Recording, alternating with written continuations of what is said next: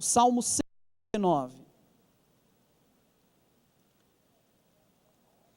Eu gostaria de ler esse salmo antes de nós podermos meditar sobre ele.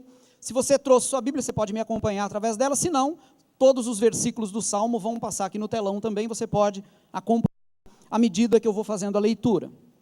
O Salmo 139 diz o seguinte: Senhor, tu me sondas e me conheces. Sabes quando me sento e quando me levanto. De longe percebes os meus pensamentos. Sabes muito bem quando trabalho e quando descanso. Todos os meus caminhos são bem conhecidos por ti. Antes mesmo que a palavra me chegue à língua, tu já a conheces inteiramente, Senhor. Tu me cercas por trás e pela frente e pões a tua mão sobre mim. Tal conhecimento é maravilhoso demais e está além do meu alcance. É tão elevado que não o posso atingir. Para onde poderia eu escapar do teu espírito?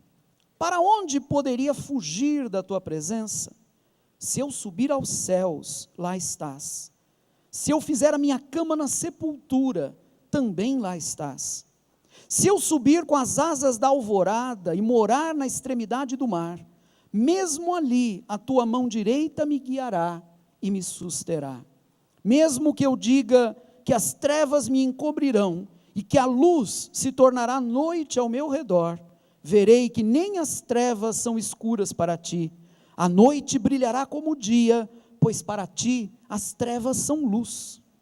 Tu criaste o íntimo do meu ser e me teceste no ventre de minha mãe. Eu te louvo porque me fizeste de modo especial e maravilhoso, de modo especial e admirável. Tuas obras são maravilhosas, digo isso com convicção. Meus ossos não estavam escondidos de ti, quando em secreto fui formado e entretecido como nas profundezas da terra. Os teus olhos viram o meu embrião. Todos os dias determinados para mim foram escritos no teu livro, antes de qualquer deles existir. Como são preciosos para mim os teus pensamentos, ó Deus, como é grande a soma deles. Se eu os contasse, seriam mais do que os grãos de areia. Se terminasse de contá-los, eu ainda estaria contigo. Quem dera matasses os ímpios, ó Deus. Afastem-se de mim os assassinos, porque falam de ti com maldade, em vão rebelam-se contra ti. Acaso não odeio os que te odeiam, Senhor? E não detesto os que se revoltam contra ti? Tenho por eles ódio implacável, considero-os inimigos meus. Sonda-me, ó Deus, e conhece o meu coração. Prova-me e conhece as minhas inquietações. Vê se em minha conduta algo te ofende e dirige-me pelo caminho eterno. Amém. Vamos orar? Pedimos ao teu Espírito Santo, Pai, que ilumine os nossos corações, para que a tua palavra faça sentido dentro de nós e nos conduza a uma nova perspectiva sobre o Senhor e sobre a maneira como o Senhor nos trata. Fala conosco nesse momento, é o que te pedimos, Pai, no nome de Jesus. Amém. Amém. Esse salmo que eu acabei de ler, como eu disse, ele me impressiona, e não é de hoje, já de muito tempo. E ele me impressiona muito, entre outras coisas, porque esse salmo, de uma forma muito forte, nos permite ver com muita clareza como a revelação de Deus e as limitações humanas caminham lado a lado na Escritura Sagrada. Para quem é aqui da Carisma, não é novidade isso que eu vou mencionar agora, é algo que nós já estamos habituados a notar já há vários anos. Nós sabemos que a palavra de Deus que nos vem através da Escritura, também nos chega junto com muitas palavras humanas, né? A Bíblia, na verdade, ela é um compósito da revelação de Deus. Deus fala com a gente através dela, mas as palavras da Bíblia acolhem também, muitas vezes, palavras humanas, expressões humanas, ideias humanas, né? E raramente nós vamos encontrar no mesmo texto, como encontramos nesse salmo aqui, o autor do texto, o salmista, chegando a cumes inesperados de revelação divina, porque, de fato, esse salmista aqui tem algumas percepções absolutamente fantásticas, né? Inovadoras, originais, inclusive, para a própria religião que ele praticava lá no antigo Israel. Mas, ao mesmo tempo, nós vamos encontrar nesse salmo algumas declarações que são muito do próprio salmista, da sua humanidade e, inclusive, da sua própria fraqueza. Nós encontramos essas coisas, palavras humanas e a revelação divina, mescladas num texto como esse, porque nós encontramos essas coisas, na verdade, mescladas na Escritura como um todo. O salmista, como eu dizia, alcança nesse salmo alguns cumes fantásticos de revelação, mas ao mesmo tempo ele se mostra como um homem do tempo dele, um homem limitado pelos horizontes da sua época, um homem que fala, por exemplo, dos ímpios com palavras violentas, como a gente percebe se fizer uma leitura dos versículos 19 a 22. A linguagem violenta que o salmista adota nesse trechinho do Salmo, versículos 19 a 22, é uma linguagem, entendam bem o que eu vou dizer, que não vem de Deus. É uma linguagem que vem do coração do salmista, né? É muito importante dizer isso, gente, porque em épocas de tanta confusão como nós vivemos hoje em dia, em épocas de um fundamentalismo religioso doentio, no qual muitas pessoas, e não apenas de religiões de fora da fé cristã, muitas pessoas se dispõem a fazer violência contra o outro em nome de Deus, um conteúdo como esse dos versículos 19 a 22 é um perigo, né? Mal compreendido por alguém, isso pode se tornar uma licença para a violência. Mal compreendido por alguém, isso pode se tornar uma licença para o ódio. E, no entanto, não há nada mais anticristão do que o ódio, né? Eu até acho meio irônico, porque quando o salmista diz no último versículo, vê se em minha conduta algo te ofende e dirige-me pelo caminho eterno, eu posso imaginar Deus olhando para ele e dizendo assim, né? Tem coisa que me ofende, sim, por exemplo, essa tua violência aí. Esse negócio de você odiar os ímpios é uma coisa que me ofende. Mas aí, gente, uma coisa que me fascina na Escritura é o que nós podemos chamar de a condescendência de Deus. O que significa condescender? Condescender literalmente significa descer até, né?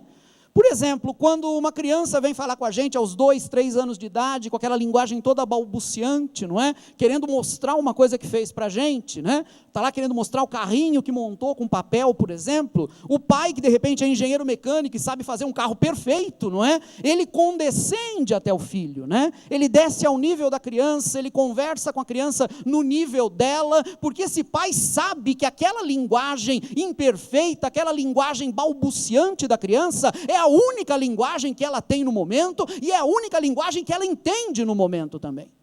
Pois bem, Deus também condescende. Ao longo da história, ao longo da sua revelação, inúmeras vezes Deus condescendeu, Deus desceu ao nosso nível, falou dentro da nossa linguagem, aceitou coisas que nós falamos para Ele, ainda que essas coisas fossem indignas dEle. Por exemplo, uma declaração violenta como essa que aparece no Salmo, é indigna de Deus, não agrada a Deus, não honra a Deus, mas Deus sabia que esse homem que escreveu o Salmo aqui, era incapaz de entender isso naquele momento. Para compreender isso, era preciso que a revelação prosseguisse. Para compreender como Deus passa longe da violência, era preciso que viesse sobre a terra um homem chamado Jesus, em quem nunca se viu jamais nenhuma violência, em quem nunca se viu jamais nenhum gesto de ódio. Era preciso que viesse Jesus, para que nós finalmente começássemos a entender que Deus não trata com violência, que Deus não aprova violência, e que a única coisa que Deus faz o tempo todo é amar. Demorou para aprendermos isso, né? E mesmo hoje tem gente que ainda não aprendeu a lição.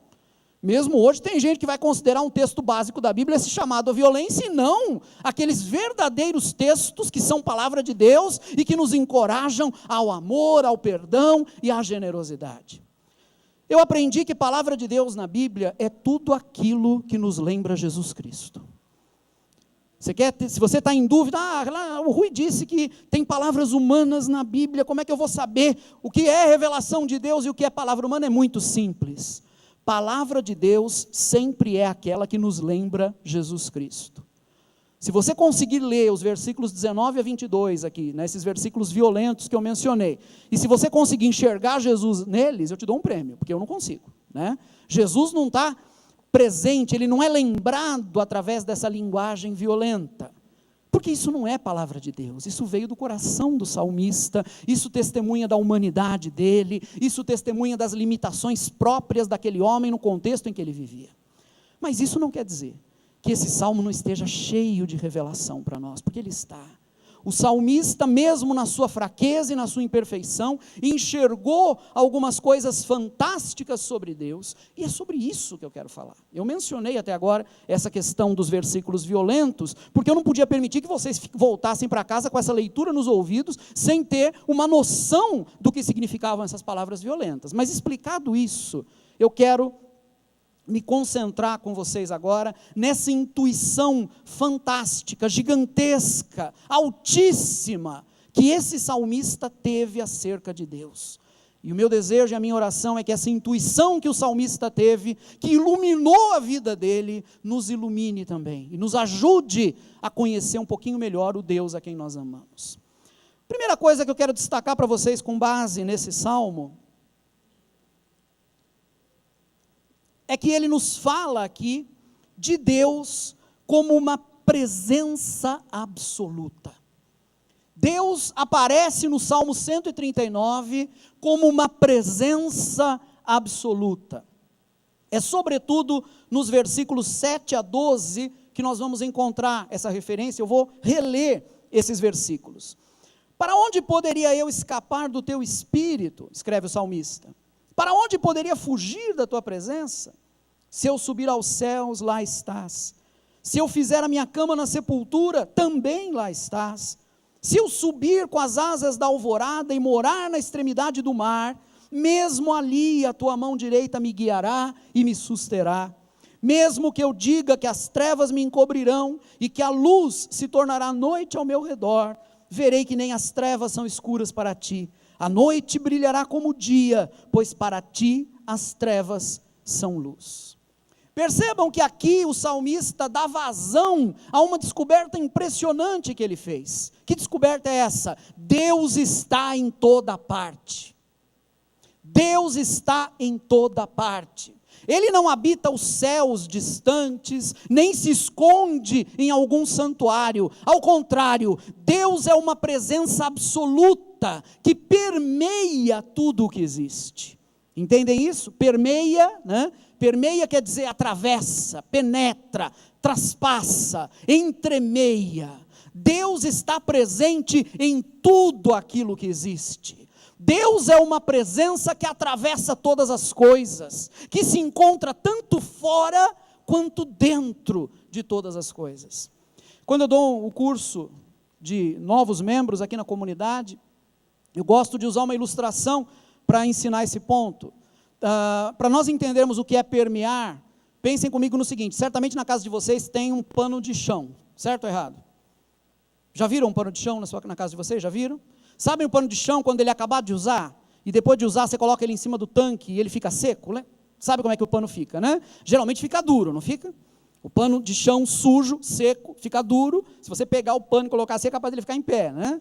Mas aí você enche um balde de água, limpa e pega esse pano e coloca dentro da água. Imediatamente ele vai amolecer, não é? E vai começar a soltar ali dentro aquela sujeira toda. Pois bem, quando você pega esse pano de chão seco e sujo e mergulha esse pano na água, o que que acontece? A água não passa a estar em todo o pano? A água não passa a permear esse pano todo? Não atravessa o pano? Ele fica nas tramas daquele tecido, sim ou não? Não é isso que acontece? Vejam bem uma coisa, gente, o pano nesse momento deixa de ser pano e vira água? Não. A água deixa de ser água e vira pano? Não. Mas a água está em toda parte do pano. Queridos, é assim que Deus permeia a realidade. É assim que Deus atravessa toda a realidade, igualzinho a água faz com esse pano que é mergulhado dentro dela. Gosto muito de uma frase de Agostinho, foi um grande mestre da igreja do século V, E um outro grande mestre da igreja chamado Lutero, 1000 anos depois dele, no século XVI, repetia também, e gostava muito de repetir essa mesma frase. Agostinho e Lutero falavam de Deus como aquele que é intimior intimo meo. Essa expressão em latim significa mais íntimo de mim do que eu mesmo. Acho fantástica essa expressão. Deus é mais íntimo de mim do que eu mesmo. Ele está mais perto de mim do que eu mesmo.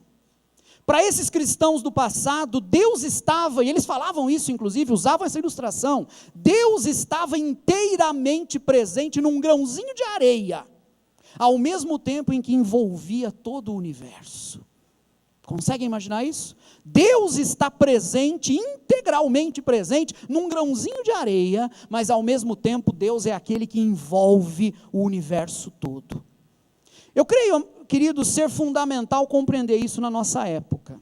Nós temos uma grande necessidade de entender isso. No mundo antigo, as pessoas conseguiam dividir a realidade em andares, né? E diziam, por exemplo, né? Nós estamos aqui no andar de baixo, né? Deus, ou os deuses, estão ou está lá no andar de cima. Antigamente as pessoas imaginavam o mundo desse jeito, olhavam para o céu e imaginavam que lá em cima, para além das nuvens, era onde os deuses, ou é onde Deus habitava ou habitavam, né? Gente, nós sabemos hoje que além das nuvens, há apenas espaço, não é? Se você sair voando num foguete, você vai atravessar a atmosfera, vai deixar para trás as nuvens, vai entrar no espaço, e o que há ali é espaço. Um espaço, um universo, cujos limites nós desconhecemos.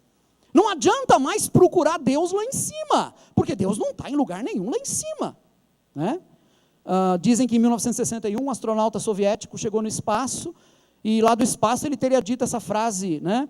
Cheia de sabedoria, estou aqui e não vejo Deus em parte alguma, né? Disse isso como se fosse uma grande coisa. É óbvio que não vai ver Deus em parte alguma ali, porque não se trata mais de encontrar Deus num espaço acima das nossas cabeças, onde é óbvio que Ele não está.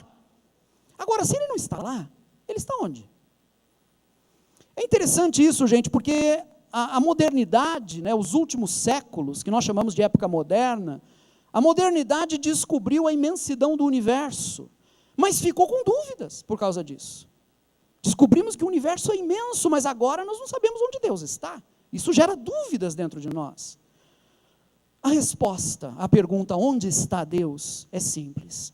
Deus está aqui. Deus está junto a nós. Deus está ao nosso redor, mas ao mesmo tempo Ele está dentro de nós, permeando a nossa vida e permeando tudo o que existe, igualzinho a água faz com aquele pano que é mergulhado nela. Se você acha essa afirmação que eu estou fazendo estranha, se você acha, por exemplo, nossa, essa conversa do Rui está me lembrando mais misticismo oriental, etc., eu peço licença para mostrar para vocês que o que eu estou falando está plenamente presente nesse livro aqui que eu e você chamamos de Bíblia, né? Por exemplo, lá em Atos 17, pregando aos atenienses, Paulo diz algumas coisas interessantes para eles sobre Deus, que eu queria ler para vocês agora. Atos 17, versículo 24 e versículos 27 e 28 diz o seguinte: o Deus que fez o mundo e tudo o que nele há, é o Senhor dos céus e da terra, e não habita em santuários feitos por mãos humanas. Deus fez isso para que os homens o buscassem e talvez, tateando, pudessem encontrá-lo, embora não esteja longe de cada um de nós. Pois nele vivemos, nos movemos e existimos, como disseram alguns dos poetas de vocês. Percebam aqui que Paulo está nos dizendo algo muito claro, na verdade. Deus, o Criador de tudo, não pode habitar em santuários humanos, que são limitadíssimos. Ele não cabe dentro de um santuário humano, né? Mas o Criador também não pode habitar na sua criação, né? Ele é maior do que a sua criação. Na verdade, é a criação que habita no Criador, por assim dizer. Porque o Criador a envolve. O Criador a permeia com a sua pessoa. Por isso Paulo vai dizer no finalzinho desse texto que a gente leu, né? Nele nós vivemos, nos movemos e existimos, né? Onde está Deus? Deus está aqui, porque nós estamos nele. Nós estamos mergulhados em Deus, igual, repito, aquele pano que é mergulhado no balde cheio de água. Aliás, esse é o sentido de uma passagem que muitas vezes a gente lê no Novo Testamento, mas poucas vezes a gente entende. Lá na carta aos Colossenses, no capítulo 1, versículo 16, o texto bíblico diz assim: pois nele, está falando aqui de Cristo, pois nele, em Cristo, foram criadas todas as coisas, nos céus e na terra. O texto está dizendo que todo o universo que foi criado nele, ou seja, foi criado em Cristo. Tudo o que existe foi criado em Cristo, porque não há outro lugar, por assim dizer, sobre o qual a realidade possa repousar, sobre o qual a realidade possa existir. Tudo o que existe, existe em Deus. Usando figuras que nos ajudam a compreender, é como se Deus fosse o lugar, ele não é um lugar, mas enfim, é só uma figura, né? É como se Deus fosse o lugar no qual a criação toda repousa. Agora, alguém pode dizer, né, essa história me lembra esse negócio chamado panteísmo, né? O Rui está dizendo coisas estranhas hoje, diz que Deus está no grão de areia, isso me lembra o tal panteísmo, né? A palavra panteísmo vem de uma expressão grega que significa tudo é Deus, né? Mas vejam bem, gente, eu não estou falando de panteísmo aqui, muito pelo contrário, né? Eu disse há pouco que, como pensavam Agostinho e Lutero, Deus está inteiramente presente no grão de areia, ele está ali, mas ele não é o grão de areia, compreendem a diferença? Assim como o pano que é mergulhado no balde d'água não se torna água, nem a água se torna pano, o pano continua pano, a água continua água, e no entanto o pano está encharcado de água. Da mesma maneira, as coisas que existem no mundo não são Deus, a pedra não é Deus, a árvore não é Deus, a cachoeira não é Deus, o grão de areia não é Deus, mas Deus está na pedra, na árvore, na cachoeira, nos animais, na relva, no mar, na atmosfera, nas estrelas, em todos os bilhões e bilhões de sóis que ardem no universo. Deus está em todas as coisas, sem deixar de ser Deus. Ele não se confunde com as coisas, mas Ele está presente em todas as coisas. Esse é um aspecto fundamental que se destaca no texto que a gente está considerando aqui. Deus está em toda parte, diz o salmista, né? Nos céus, na sepultura, ou seja, na própria morte, né? Nas extremidades do mar, lá na última dobra do universo, Deus está, mas é Deus quem está lá. Deus não perde jamais a sua identidade pessoal, Ele continua sendo pessoa, e justamente por isso, Ele é uma presença relacional, a qual nós podemos nos dirigir, que se dirige a nós, que deseja se relacionar conosco, a qual nós podemos amar.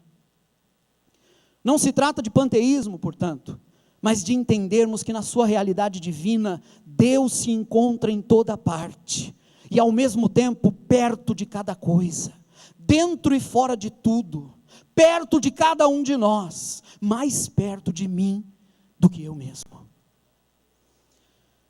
Eu acho que compreender isso é fantástico, isso muda a nossa visão da realidade, né? Você não vai a um lugar para adorar a Deus, porque você já está com Deus, em Deus e diante de Deus o tempo todo.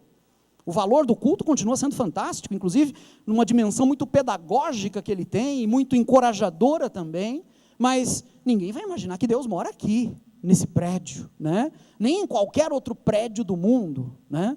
Deus está presente em toda parte, em toda a realidade. Agora, quando nós descobrimos isso, quando nós entendemos isso, como é que nós reagimos a essa descoberta? Qual é a reação do ser humano diante dessa presença absoluta de Deus, essa presença permeante de Deus que está em toda parte? Como é que nós reagimos a isso? Quando nós lemos a Escritura, nós percebemos que ela nos apresenta o ser humano numa espécie de jogo de esconde-esconde em relação a Deus. Interessante isso. Isso está muito claro naquela narrativa sobre Adão, que nós encontramos lá em Gênesis 3, com toda a riqueza simbólica que aquele texto possui, não é? Como nós sabemos, aquele texto precisa ser lido e compreendido simbolicamente, não se trata de um relato sobre a vida de um ancestral nosso. Aliás, o próprio nome Adão significa ser humano, né? Não é uma pessoa que está em foco ali, mas é um exemplo para todos nós. Ali, a figura simbólica de Adão é uma espécie de representação de todo ser humano em todas as partes, em todas as culturas e em todas as épocas. Temos que ler o texto desse jeito, senão o texto não vai fazer sentido para nós, tá? Mas vejam bem, dentro dessa riqueza simbólica toda, o que nos mostra Gênesis 3 em relação a tendo em vista essa relação entre o homem, né, o ser humano e Deus? Capítulo 3, versículo 8 de Gênesis, nós lemos o seguinte: ouvindo o homem e sua mulher os passos do Senhor Deus que andava pelo jardim, quando soprava a brisa da tarde, esconderam-se da presença do Senhor Deus entre as árvores do jardim. O texto aqui está refletindo aquela atitude típica de todo ser humano. Por isso eu enfatizava o que disse há pouco, né? A palavra Adam, em hebraico, significa ser humano, porque o que diz respeito a Adão, diz respeito a todos nós, na verdade. Qual é a atitude típica de todo ser humano? Por causa do seu egoísmo, por causa do seu desejo de buscar apenas a satisfação do seu prazer à custa, seja lá do que for. É isso que a Bíblia chama de pecado, é o egoísmo, né? Por causa disso, o ser humano procura se esconder de Deus. Ele sabe que as suas obras são más. Ele sabe que o seu egoísmo é condenável e por isso ele se oculta, ou ele pretende se ocultar de Deus. Primeira carta de João, capítulo 1, versículo 5, diz com muita clareza: Deus é luz e nele não há treva alguma.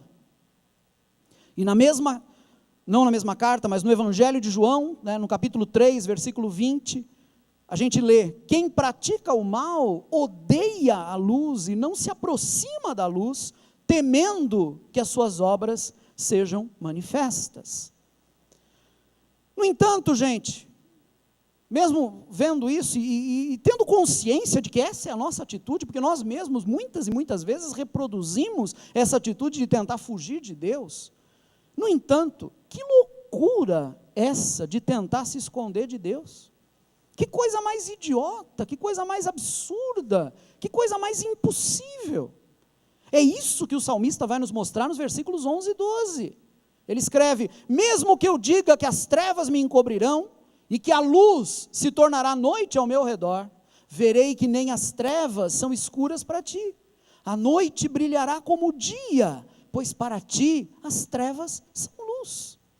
De nada adianta, gente, a capa da escuridão, porque Deus também está ali, e Deus enxerga bem no escuro. Mas percebam, o exercício de se esconder de Deus, acaba sendo também um exercício de se esconder de si mesmo. O homem que tenta se esconder de Deus, isso é impossível, mas ele tenta, ele também está procurando se esconder de si mesmo. O que quer dizer que o ser humano, quando tenta se ocultar de Deus, se torna hipócrita. Passa a representar um papel diante de Deus, diante de si mesmo e, consequentemente, diante dos outros também. Agora, de onde vem essa atitude de medo que o ser humano tem diante de Deus? Porque somente o medo pode explicar isso. Por que alguém vai fugir de Deus? Por que alguém vai se ocultar dele? Somente por conta de um temor enorme em relação a Deus. Na verdade, tudo isso se origina de um grande equívoco, um desconhecimento triste, trágico, de quem Deus efetivamente é. Mais uma vez, os símbolos de Gênesis 3 podem nos ajudar. Lá na narrativa, sabemos que a serpente havia sugerido ao ser humano que Deus era mau, e que Deus desejava o mal do ser humano, né? Tentando privar o ser humano do conhecimento. Isso é o que é dito pela serpente, ali na narrativa simbólica de Gênesis 3. A verdade, né, que brota dessa narrativa, é que o ser humano internalizou essa maneira distorcida de ver Deus.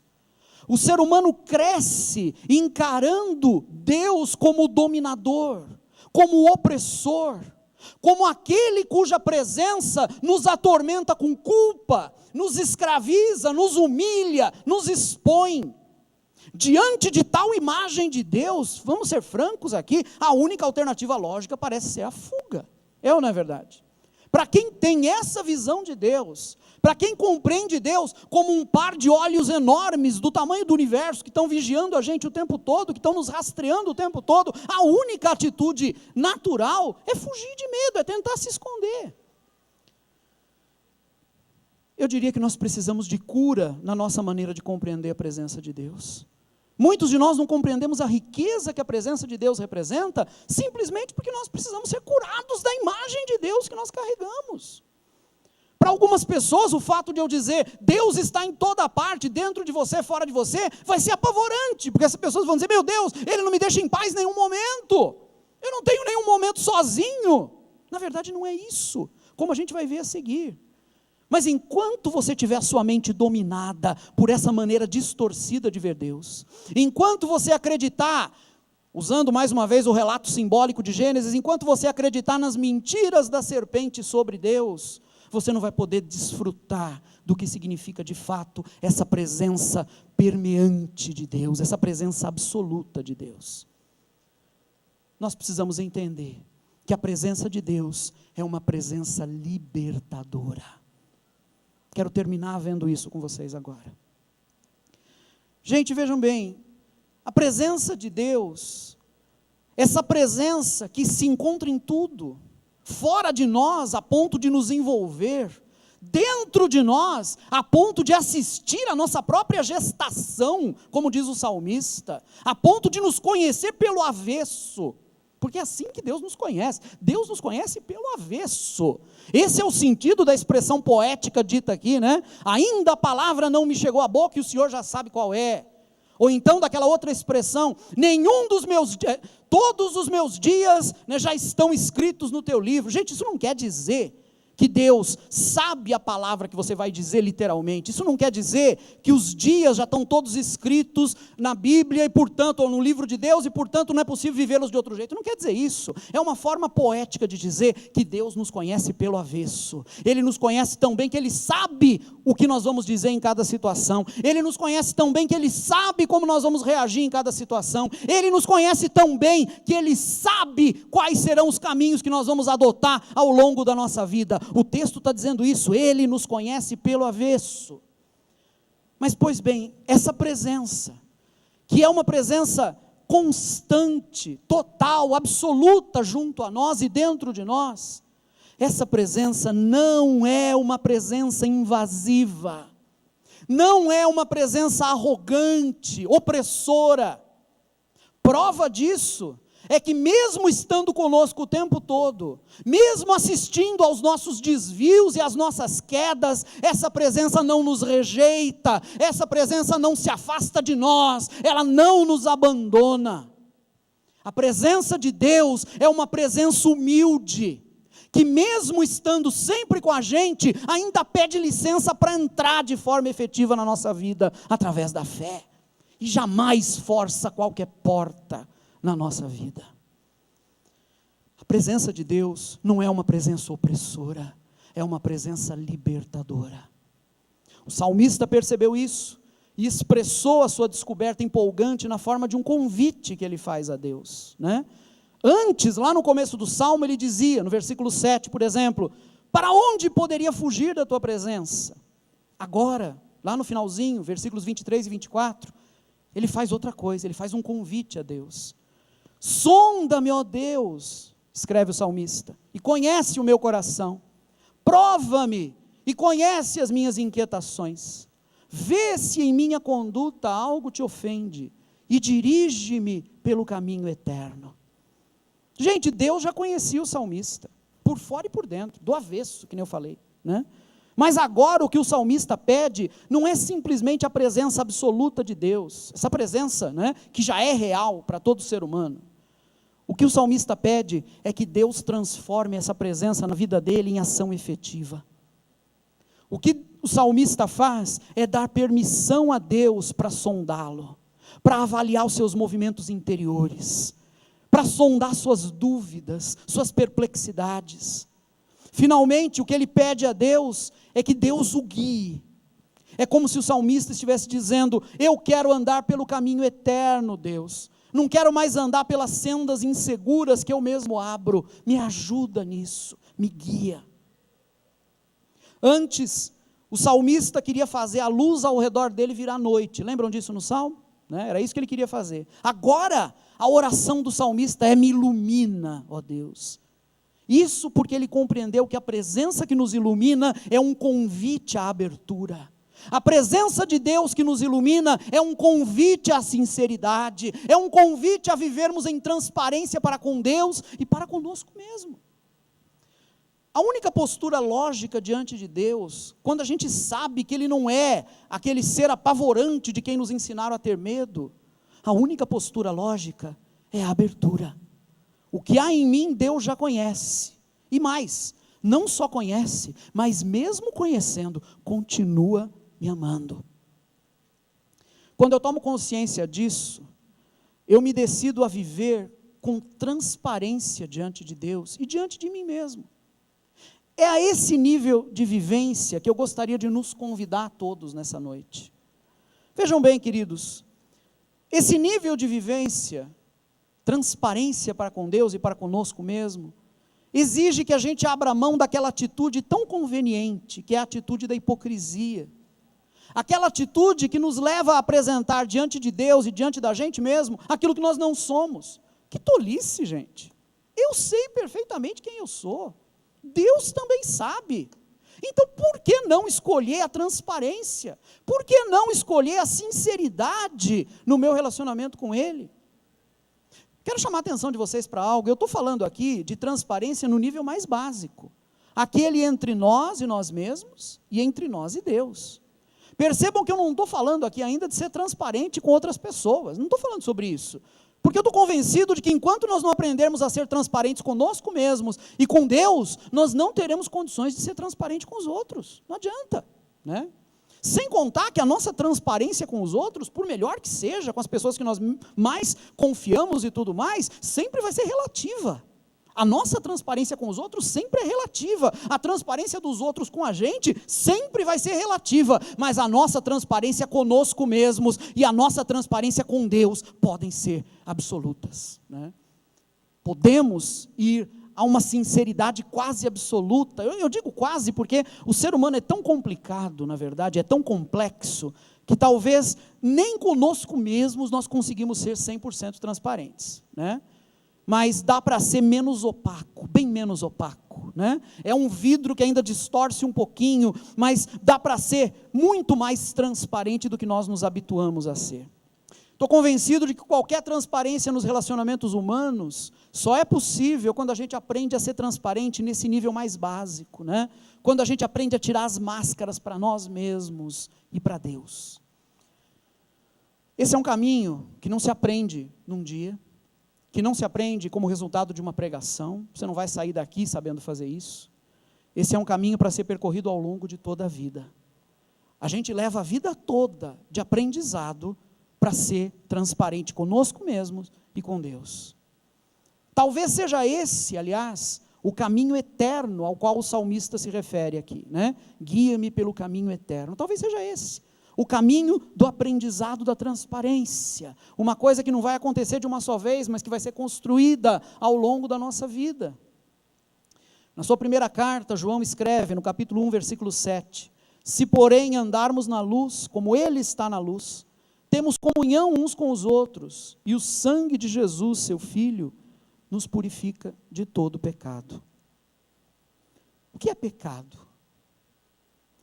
Pecado é a busca consciente do egoísmo. Pecado é a busca consciente da autorrealização que atropela os outros para se concretizar. Não há nada de errado com a autorrealização, mas quando essa autorrealização cobra como preço o sacrifício dos outros, aí há algo errado com ela. Quando eu tenho que atropelar os outros para me realizar, então eu sou confrontado com o fato de que eu estou me tornando um egoísta, e o Evangelho me encoraja e me desafia a não ser assim. Pecado é algo ao qual, é uma realidade à qual nós estamos habituados. Agora nós sabemos que Deus nos perdoa por sua graça, por seu favor imerecido, Ele nos perdoa, mas para isso, Ele precisa que nós nos abramos transparentes para a sua luz. Entendam bem, queridos e queridas, para reconhecer meu egoísmo diante de Deus, primeiro eu tenho que reconhecê-lo para mim mesmo. E esse é o caminho do cristão. Um contínuo abrir-se para Deus em sinceridade, procurando polir diariamente, por assim dizer, a vidraça da nossa vida, para que a luz de Deus possa penetrar ali diariamente. Me permitam fazer um comentário aqui, já estou terminando essa reflexão. Eu estou convencido de que enquanto nós não chamamos as coisas pelo seu nome, pelo nome que as coisas têm, nós não somos libertos. Sexta-feira, na reunião com os homens aqui, eu tive ocasião de mencionar algo que está sendo lembrado por esses dias em todas as igrejas cristãs ao longo do mundo. Todas as confissões cristãs têm feito uma pausa nesses últimos dias de abril, para trazer à memória o brutal genocídio de 1,5 milhão de armênios, 1,5 milhão de armênios, que foram trucidados pelos turcos há exatos 100 anos atrás, em 1915. Na época, a Turquia ainda era um império que dominava regiões que hoje pertencem à Europa Oriental, e ali, na nação armênia, que estava debaixo de domínio turco naquela ocasião, os turcos mataram 1,5 milhão de homens, mulheres e crianças, pelo simples fato de serem de outra etnia, que não a turca, e de outra religião, que não a islâmica, porque esses armênios eram cristãos. Nós estamos trazendo à memória os 100 anos do genocídio armênio. E esse é um contexto muito doloroso, porque quem acompanha o noticiário deve ter visto, algumas semanas atrás, o Papa Francisco se referiu ao ato dos turcos como genocídio. E até hoje o governo turco não admite que fez isso. Existem fotos, existem provas arqueológicas, ossadas, testemunhos, mas o governo turco não admite que fez isso. O argumento utilizado é que a palavra genocídio foi criada apenas em 1943, portanto não pode ser usada para definir o que aconteceu em 1915. Isso não interessa. É verdade que a palavra genocídio foi cunhada lá no contexto de combate ao nazismo, porque os nazistas aprenderam com os turcos, não é? E fizeram bem pior, porque mataram 6 milhões de judeus, mas a mecânica foi aprendida lá atrás. Então o ato cometido pelos turcos foi inquestionavelmente um ato de genocídio. Quando eu falo dos turcos, fique claro que, felizmente, há homens e mulheres íntegros naquela nação que confessam o crime que isso representou. Há intelectuais turcos que se envergonham do que a sua nação fez em 1915. Mas até hoje, o governo turco não admitiu que cometeu esse crime terrível contra a humanidade. Nesse centenário do genocídio turco, é muito oportuno lembrar que, como nos ensinou Jesus, né? Vocês conhecerão a verdade, e a verdade vai fazer o quê? Vai libertar vocês. Enquanto nós não chamamos as coisas pelo nome, nós não somos libertos. Eu tenho para mim que esse crime, esse assassinato de 1,5 milhão de pessoas, é um fantasma que habita a nação turca, a sociedade turca, em todos os seus níveis. E esse fantasma só vai ser exorcizado quando aquilo que foi cometido for confessado pelo próprio nome. Foi um crime, foi genocídio, e nós nos envergonhamos disso. Que isso aconteça um dia, esse é o nosso pedido, essa é a nossa oração. Nós não precisamos orar pelo 1,5 milhão de armênios que foi morto, porque esses já são mártires, já estão diante do nosso Deus, na luz da sua face, em descanso eterno, ressuscitados na glória do Pai. Agora, nós devemos sim trabalhar para que no nosso mundo coisas assim não aconteçam mais. Devemos sim trabalhar para que dívidas como essa sejam saldadas com arrependimento, com pedido de perdão. Devemos orar para que, de alguma maneira, nós possamos cooperar com esse desejo de Deus, que é o de levar arrependimento para pessoas envolvidas nisso. Agora, partindo disso e tendo feito memória, porque eu queria muito fazer memória desse evento, eu não gostaria que a nossa comunidade ficasse de fora dessa celebração do centenário, dessa brutalidade. Lembramos essa brutalidade para que ela não aconteça mais. Agora, que nós aplicássemos isso para a nossa própria vida. Quais são os fantasmas que tem na sua vida?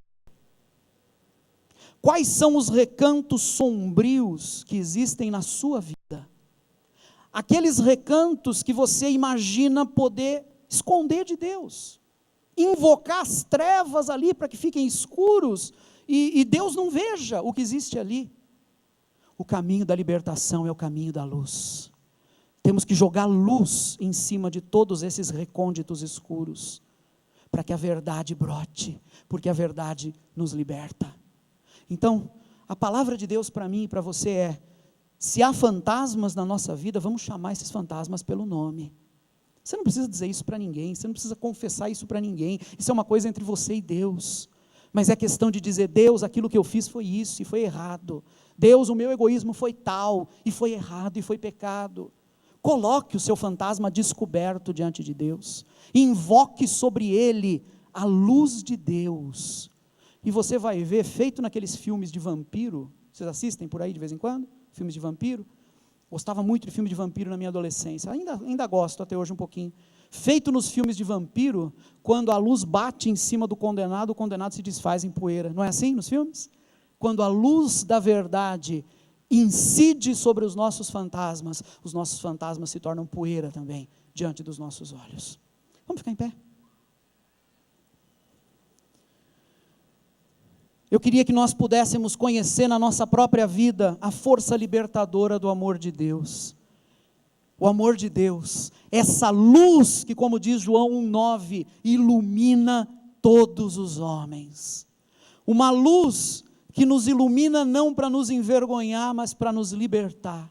Uma presença que é absoluta na nossa vida, não para nos oprimir, mas para nos libertar, porque de fato o que Deus faz não é nos oprimir, Deus nos dá espaço para viver, Deus nos dá espaço para sermos nós mesmos, mas nós não sabemos aproveitar esse espaço, enquanto não reconhecemos que isso vem de Deus, como um dom da sua presença por nós. Vamos orar por isso, e pedir a Deus juntos, que nos dê graça e condições, de conhecer melhor essa presença que nos liberta. Estão dispostos a isso? Vamos fazer isso juntos agora? Se você puder, curve a sua cabeça, feche seus olhos.